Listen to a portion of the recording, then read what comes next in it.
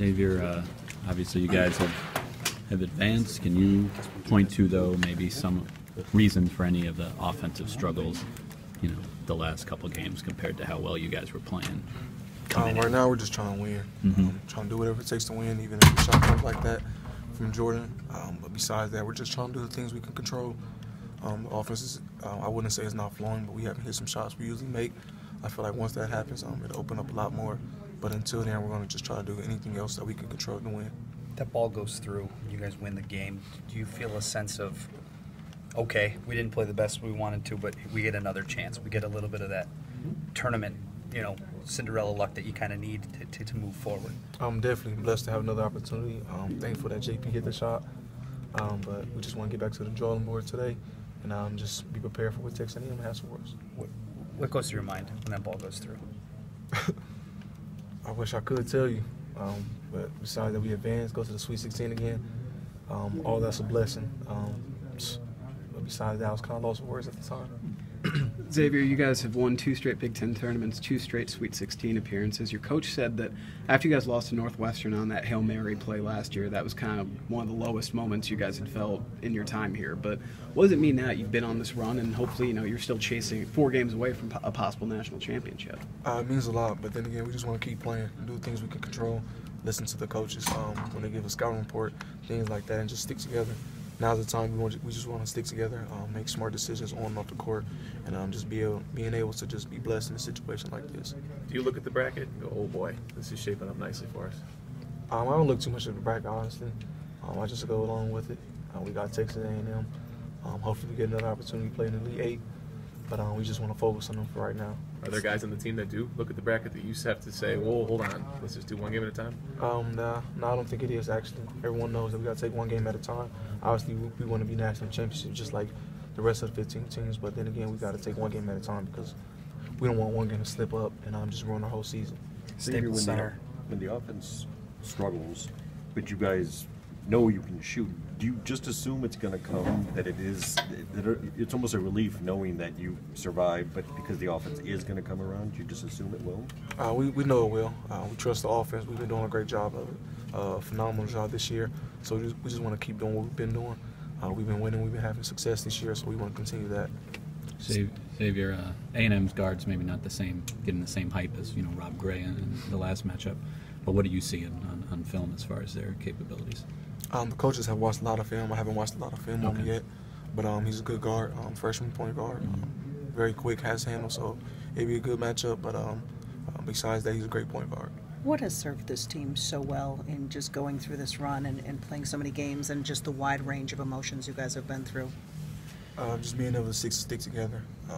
We have a long season, some ups and downs, but one thing that we did do was stick together. The coaches never gave up on us. They kept pushing us to our limits, and we're just blessed to have an opportunity just to showcase the block him. So advancing to the Sweet 16 is always good, but we just want to take it game by game and just day by day. Do you feel like you guys are still riding a little bit of a high from that shot that Jordan hit? Definitely. How long will that last? Or can it last, or can you use that? I'm not sure how long it'll last, but it still shocks a lot of us. And we're just blessed that he hit that shot because the season be a lot different right now. One of the things Coach... I didn't care who really won the game at that time, but it definitely was huge, and I was crazy. I was jumping up and crazy that he hit the shot. Have you heard from him? Yeah, he actually tagged me in the picture on Instagram, and then I DM'd him, and we were talking for a little bit. He said, congrats, it's a big shot. It was cool. After that finish, did Coach say, hey, play off of that and use it, or forget about it and refocus and let's move on? It's definitely kind of like back to normal, watching film and just getting ready for the next team.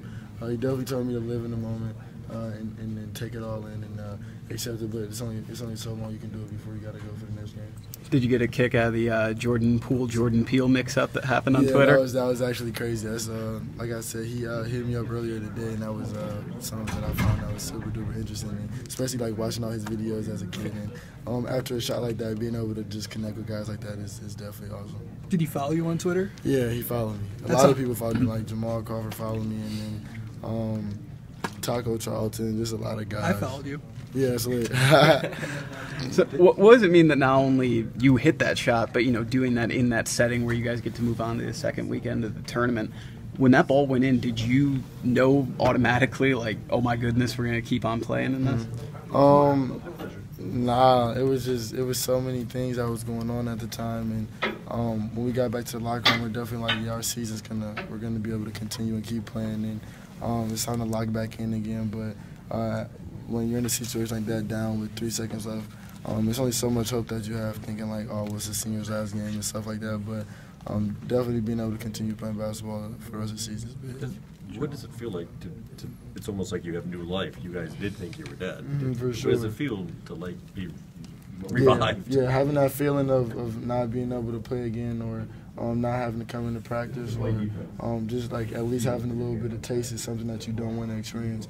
So I feel like that kind of gave us more life, especially going into the next game, thinking like, all right, well, we got to come out and play harder, because if the season ends right now and on the loss, we're going to feel absolutely terrible. And no guy wants to feel that, so I feel like that's giving us a little bit more of an edge and a push to keep winning. How many times have you seen that play over again on video? Probably at least like 500 times since, Really? Since I hit the shot. Where so? Just you watching it yourself or seeing it online? Definitely seeing it on social media. I get tagged in a lot of videos and pictures and stuff like that. And my mom probably sent me the video 30 times. It's just crazy. I've been seeing it left and right. Does this compare to the buzzer beater that you hit in high school?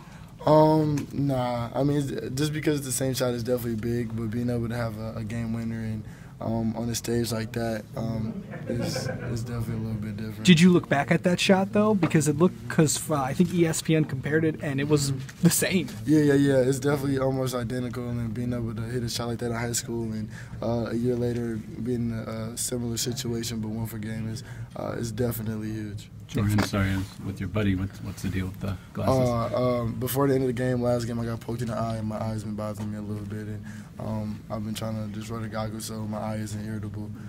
But if I don't have to wear them in the game, I won't. But if I do, then I just have to. So you made that shot after you were poked in the eye? Yeah. That's pretty good. Yeah, What's these 2 days been like? Have you? I mean, you got back in time to go to class yesterday? Yeah. I mean, what's it been like on campus? Did you finish your paper? Yeah, I definitely finished that Greek paper. Oh, actually, in the presentation, it had to be 10 minutes long, and I went over it just a little bit, and the teacher goes, it's not every day we could beat the buzzer, so I thought that was pretty interesting and that was funny, but yeah, it's kind of back to normal. I mean, being in a situation like that is amazing, but then I got to do homework, and it's kind of back to reality. Locking in with the scouting report is big, but it's definitely been a pretty hectic 2 days. How far is this? Okay. Thank you. To make a play at the end, and so we go over that and practice that in practice. What's the key of making that play work? Because obviously the odds aren't in your guys' favor in that situation. You can't predetermine what you're going to do. You never know. You never know how the defense is going to play you. So you got to have different options and be ready to fulfill those different options.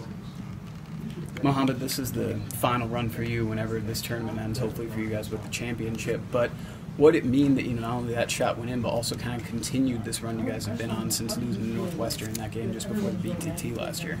It means a lot. I mean, we finally starting to gel. Things are starting to come together.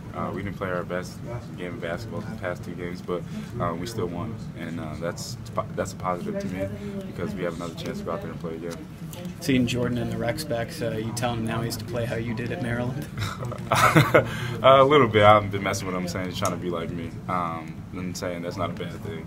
But hopefully he does recreate what I did at Maryland. I mean, it was a good game, and we played against a good team, and we handled business. But I just give him a lot of crap. There were a couple of guys that had said to me earlier in the season that this is a team that believes there's nobody you can't play with. How does that manifest itself as you go further and deeper into the tournament, and do you guys continue to, do you talk about it at all, or how does that work? I think it starts at the top with Coach B, and then it trickles down to the leaders, and we all just believe. That's why we've been so successful. We all believe in each other, we believe in this program, the culture, and everything, and we believe that we can compete with anybody. But what is it about the game, I guess, specifically, that allows you guys to have such a strong conviction about that? I mean, just the success we've been having, sticking to our game plan, sticking to our culture, what we believe in, has been giving us success, and we just believe in it even more now. Muhammad, hey, could you share some insights as to what Coach Haynes has meant in his first year, helping out with the guards? It's meant a lot. I've had a couple different coaches since I've been here, but they all hold a special place in my heart differently. and they're all different. And it just means a lot. Somebody that you can talk to, somebody that you can relate to. And I mean, he's been talking to me about my game and about everybody's game and how different ways I could reach other guys on the team. And he's just adds a different aspect. But in the past, I mean, if you guys had there have been years when if you guys had shot the ball from 3 the way you did against Houston, you would have been in the game. How much pride do you guys take in being able to win games like that this year? It's not the first time you've done it. I think we take pride in our defense. We have that grit more so than maybe teams before, and we have that mindset that we're going to defend people and stop them. It's not always going to be you're making a whole bunch of threes and things like that. You have to win the game on the defensive end, and we take pride in that. Shot aside, does this feel different going in?